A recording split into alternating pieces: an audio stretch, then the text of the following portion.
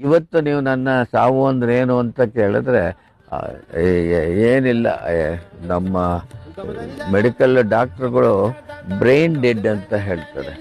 ಹೃದಯ ಹೊಡ್ಕೊಳ್ಳೋದು ನಿಂತರೂ ಕೂಡ ಸತ್ತಿರಲ್ಲ.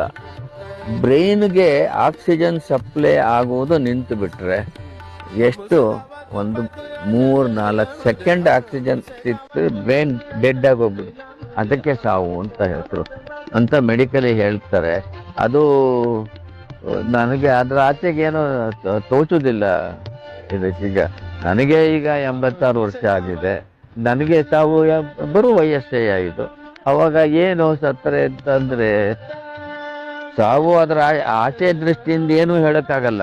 ಒಬ್ಬ ನಾರ್ಮಲ್ ಮನುಷ್ಯನಿಗೆ ಸಾವು ಅಂತಂದ್ರೆ ಬೇಡ.